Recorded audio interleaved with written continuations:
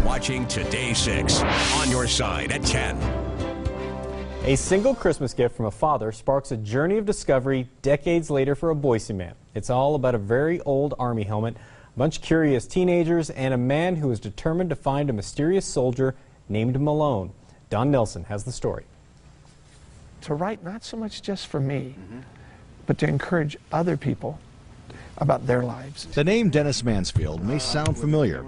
He has been involved in Idaho public policy for years, but now the activist has turned author. The book, Finding Malone, will grab you from the first page. In 1971, as Mansfield's father is Christmas shopping, he sees something that catches his eye. And he said, Dennis will love this. An authentic World War I doughboy helmet. My father had this unique ability to get little odds and ends of war memorabilia. Then chapters later, about 5 years ago, Mansfield is asked to teach a high school history class. He thought showing the students the helmet would not only be educational, but just plain cool. So he asked his wife to dig it out of the basement. She's coming up the stairs, and she says, holy cow, there's a name inside this helmet. The name, A.J. Malone. But who is he? Dennis had an idea. We're going to have the kids find out who this helmet belonged to. Finding Malone was no easy task.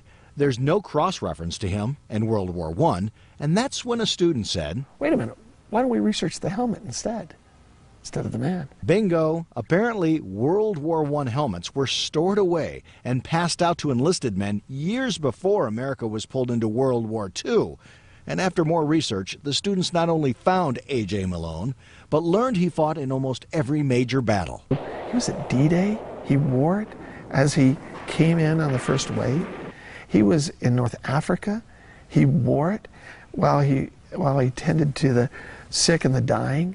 He wore it when he, along with the company that he was assigned to, made their way up to Hitler's lair.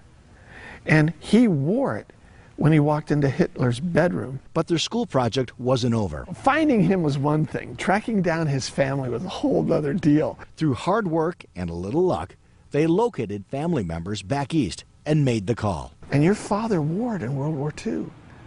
Would you like to have it back? The kids insisted they personally deliver it to Anthony J. Malone's widow. But how do they pay for a dozen people to travel across the nation? Enter then Congressman Walt Minnick. I'm in. I'll give you 300,000 air miles. Go. Mansfield and his students were off to Connecticut. We walk in and the place is packed. Mrs. Malone is there. She greets us. Her family, neighbors, because they're a very private family. And I think the attention that came, because it's an amazing story, wasn't what they were expecting. They were just happy that someone had remembered their father. An original Christmas gift, now regifted, forever bonding two families.